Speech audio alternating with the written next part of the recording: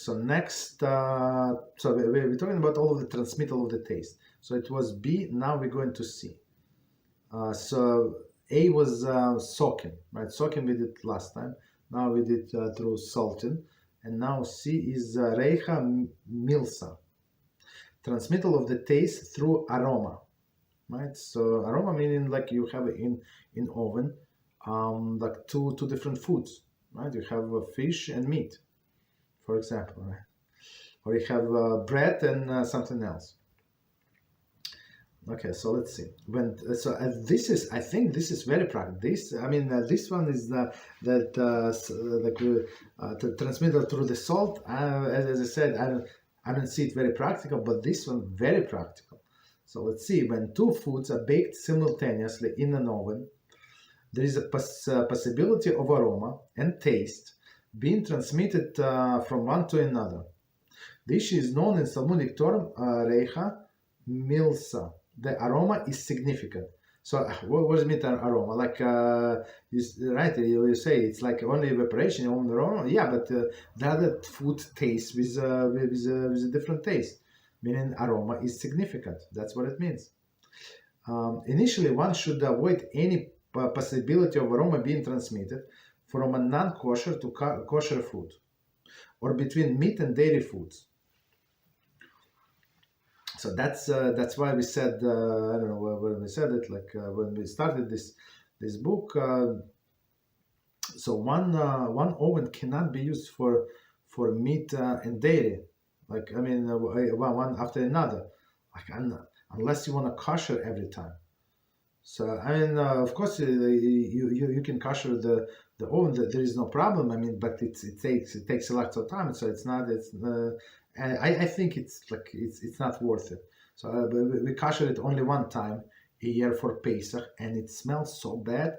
It's unbelievable. Even we clean it, and like all of the evaporations and the whole house and the whole smoke detectors goes on. Right, goes off, so we have to open all of the windows, all of the doors, because it burns everything. So are you going to do it every time you want to make dairy in your stove? I don't think so. So buy yourself like small, as we said, small stove, like electric one. That's the cheapest solution, and do everything there. Make it dairy and make this meat. That's the solution. But you have to remember that when you're doing your bread or whatever pastries, whatever you do in this oven where you do meat, so they're not paref. So even though there are no ingredients that are meat in there for sure, but this is not paref, for sure not. So you cannot eat it with milk, this bread or whatever you baked. Okay, so but here we care about transmittal of the taste from what? From non-kosher food to kosher food, and between dairy and meat. Okay. However, if kosher food absorb aroma from non-kosher food, we usually assume as post factor that aroma is significant and the food may be eaten. Insignificant. Okay. So of course we do not rely on this after initially, but ex post facto it's b'diavad, right? B'diavad, like after the fact, that's already happened, so you can eat the food. But we'll need to see what is the practical example. So okay. So the one practical example that I can think of. So you can warm something in a public microwave, for example, right? You're in the office, and there is only way for you to warm up your food. So you do just the double covering, and that's it. So it's good enough. So even some taste maybe would go under the cover, some aroma, but we say that it's insignificant, because you don't have any choice, or you're someone in a hotel, right? You went somewhere on a business trip in a hotel, what exactly are you going to do? Okay, that's the solution. Okay. This issue of Reicha is one of the issues relevant to cooking, roasting, baking in our ovens today. Another relevant issue is the problem of Zeach, steam, which will be discussed in the following section.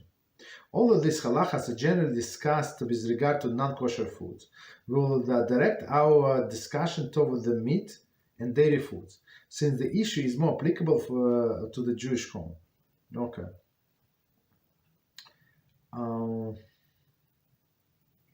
Just 1 second. So let's read it quickly one more time and we see if we miss anything.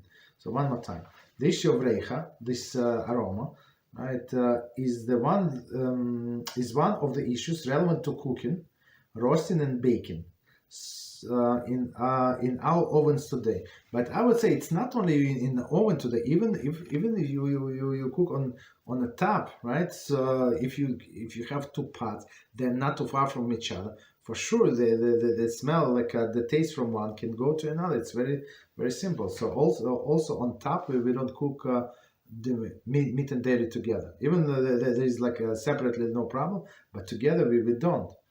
And even like when you have like meat, for example, you have meat in an oven, so you don't cook the dairy on top. Why? Because the exhaust it's like I mean it depends on the model of your stove, but in many of all of them that I had in my life, it's actually on top, like there is a special section like where you have like a backboard, right? So right there is the exhaustion from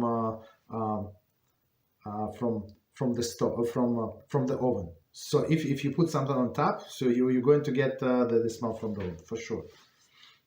Okay. Another relevant issue is a problem with there steam. Steam is what we say when it's on a stove, which will be discussed in the following section. Okay.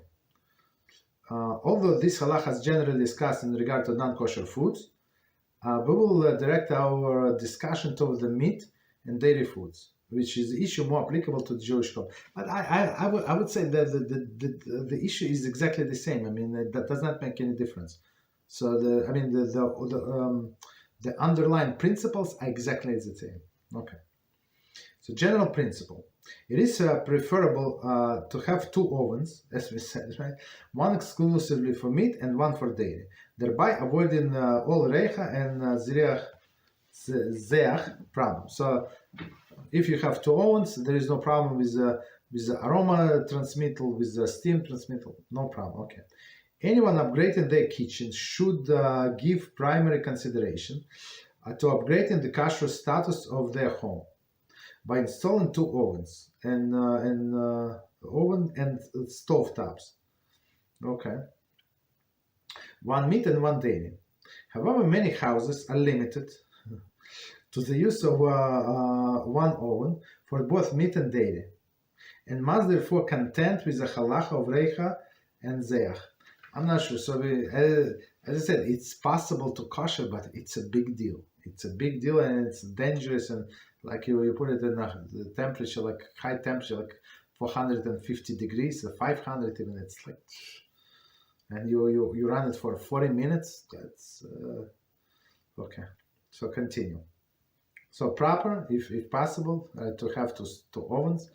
Okay, if not, so okay. So as I said, it's if you don't cook a dairy too much, so buy yourself electric one.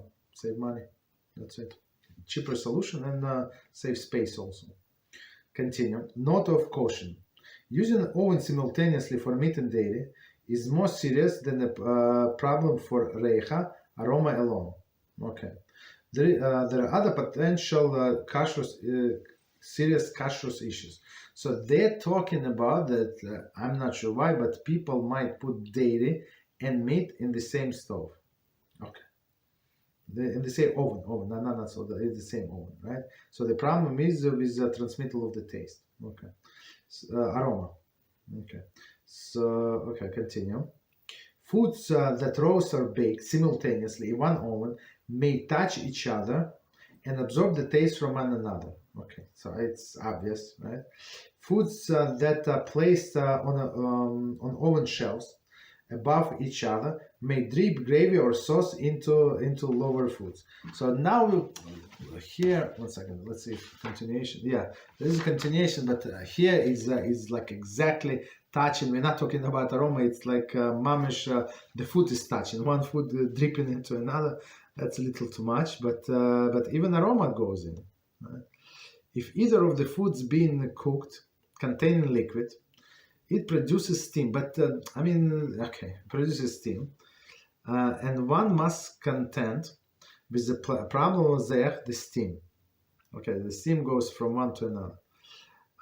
This problem may apply even if the foods are not cooking simultaneously, as we'll discuss in the following section. So what is the problem? So there is a steam. It goes up, and let's say they only did meat, right? So the steam is going to dry on the walls of this oven, and then you put daily, let's say next day even. So and the oven get hot again, and the steam is going to drip into from the meat. Is going to drip into your milk. Right. So that's very dangerous. So continue. The halachos of reicha different with regard of lechatchila, the opinion, optimum course of action, and b'diavad, and the post facto situation. So let's try to understand.